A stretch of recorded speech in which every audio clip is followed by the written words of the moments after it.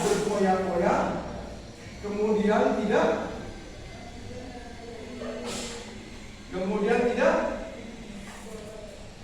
tidak boros, kemudian yang lainnya.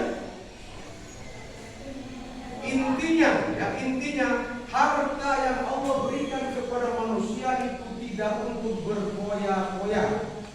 Ya enggak? Ya. Enggak? Ya.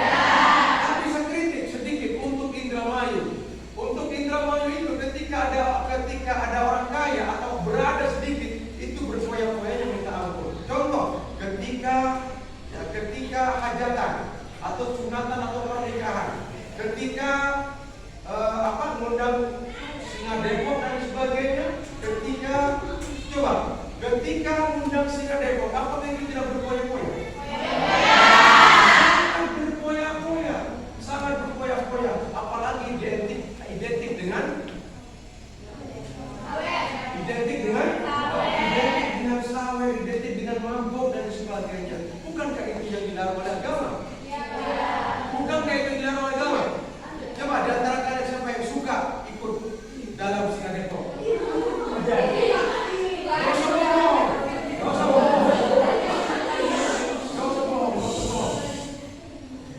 Gak ada?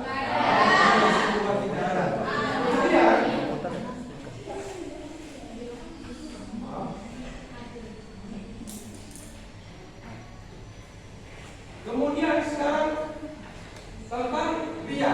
Apa itu riya?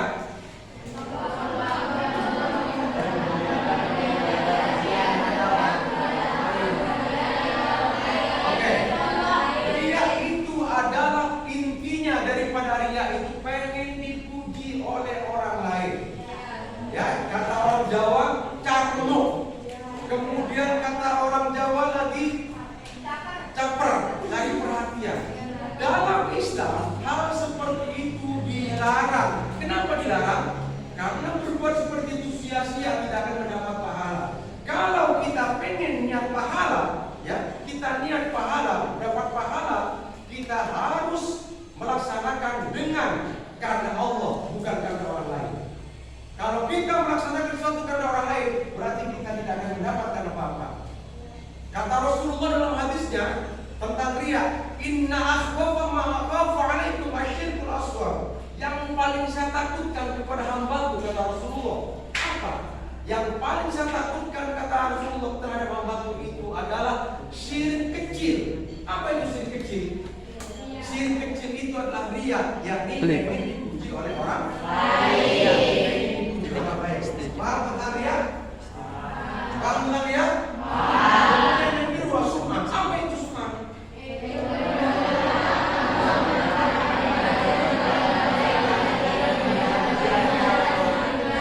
Sengaja kita itu memperdengarkan ke orang lain. Ya sebenarnya intinya sama dengan riya. Memperdengarkan, memperlihatkan sama orang lain perbuatan kita. Padahal kata Allah, kalau kamu beramal, kalau bisa tangan kanan atau tangan kiri tidak tahu dalam satu badan, berarti hanya tangan kanan yang boleh memberi, tangan kiri tidak boleh tahu. Itu dalam Islam seperti itu. Contoh, kamu memberi kepada siapapun, kepada seorang, kalau bisa orang lain tidak ada yang tahu, tidak seperti ini. Jadi apalagi sampai memperlihatkan, kemudian memperdengarkan, supaya apa? Supaya mendapat pujian. Sama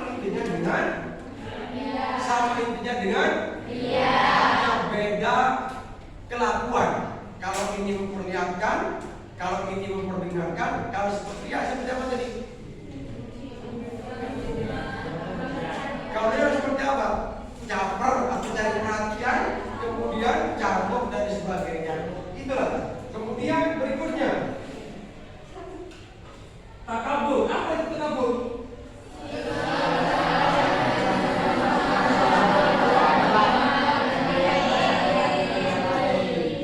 Menunjukkan sifat sombong. Cantik seperti itu sombong. Ya kan? Tidak boleh sombong. Tidak boleh sombong. Kenapa kita tidak boleh sombong? Kenapa kita tidak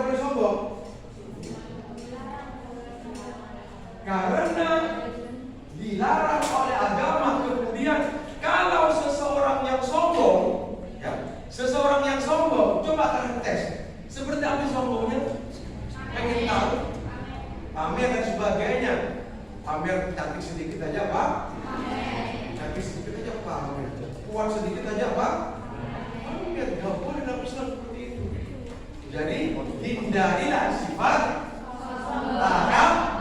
takabur atau sombong besar diri. Baru juga kaya sedikit sudah tidak melihat sebelumnya dia ngemis-ngemis kita ke orang lain. Begitu ada sedikit langsung pamer, langsung sombong kepada orang lain. Oke, paham? Berikutnya hasad. Apa itu hasad?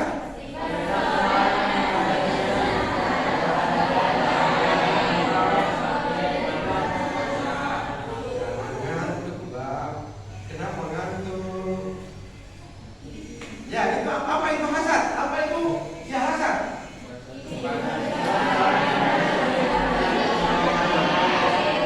Hasad itu dengki kepada orang lain, benci kepada orang lain. Ingat, dalam hadis dikatakan bahwasanya orang yang suka berbuat hasad itu atau dengki kepada orang lain itu dia akan dikurangi kebaikannya. Contoh, kamu punya kebaikan sebesar nampan atau tampan. Karena kamu hasad dengki kepada orang lain setiap hari, maka kebaikan itu akan terkikis sedikit demi sedikit. Paham? Kata Al-Quran, kata hadis Rasulullah bersabda, jauhkanlah sifat dengki, jauhkanlah sifat hasad, jauhkanlah sifat hasad itu, karena sifat hasad itu adalah memakan kebaikan. Laksana atau ibaratnya api yang memakan kayu. Laksana api yang memakan kayu. Laksana api yang memakan kayu bakar. Bagaimana api? Bagaimana kayu? Ketika dibakar oleh api, yang itu akan habis sedikit. Sama dengan sifat hasad seseorang, ketika benci kepada seseorang, itu akan termakan kebaikannya sedikit demi sedikit, lama-lama habis kebaikan itu. Kalau sudah habis kebaikan itu, maka menjadi manusia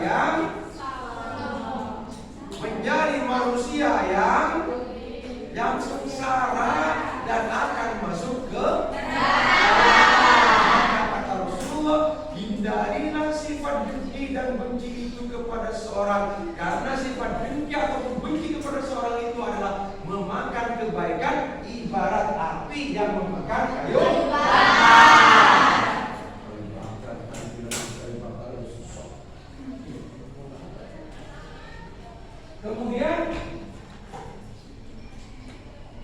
Kemudian berikutnya adalah syarat-syarat yang diterima agar amal kita diterima.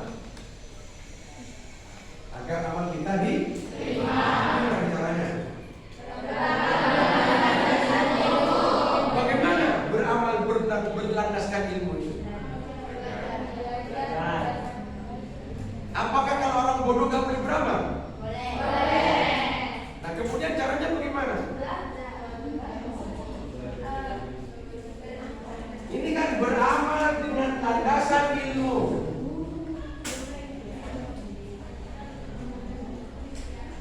Gimana caranya?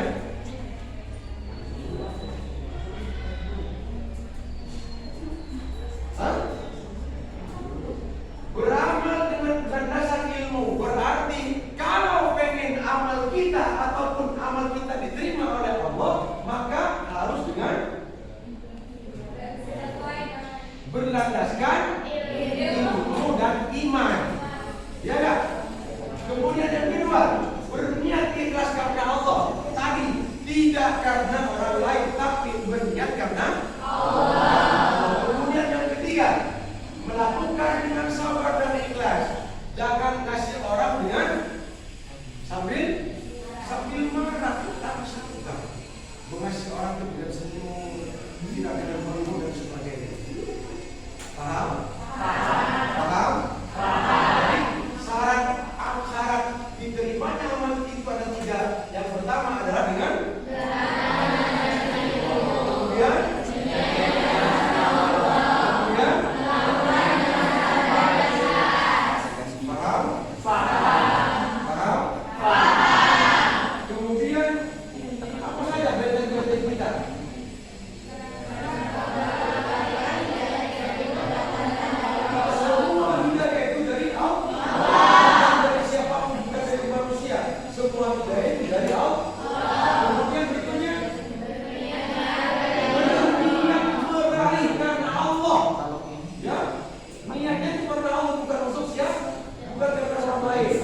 Kemudian yang ketiga, mengharapkan pahala dari Allah karena tidak ada yang bisa memberi pahala selain Allah. Kesimpulan, apa kesimpulan? Iman itu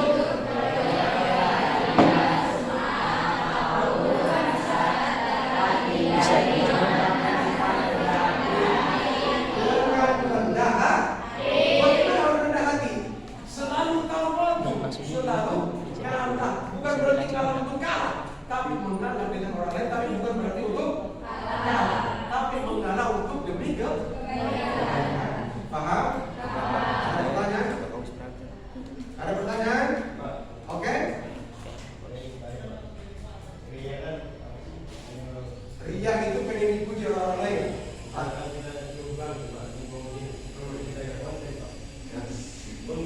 Ya sama halnya dengan ria itu. Untuk syiar, ya untuk syiar supaya saya nyumbang sekian, kemudian saya posting di Facebook supaya orang lain panas atau mengajak, iya paham, supaya orang lain tertarik untuk berinfak juga. Nah, kalau seperti itu tergantung niat kita. Innamal a'malu binniyat. Setiap perbuatan itu tergantung niat kita. Kalau niatnya untuk pamer dosa, tapi kalau niatnya untuk mengajak orang lain bersedekah atau berinfak, ganti dosa. Semuanya tergantung tergantung nih. Innamal a'malu binniyat. Innamal a'malu binniyat. Setiap sesuatu itu tergantung kepada niat. Yang lain? Kalau tidak ada? Sudah? Terima kasih atas segala perhatian kalian. Saya ucapkan terima kasih sekali lagi atas segala perhatian kalian. Semoga apa yang saya sampaikan dapat bermanfaat untuk kalian semua. Amin. Assalamualaikum warahmatullahi wabarakatuh.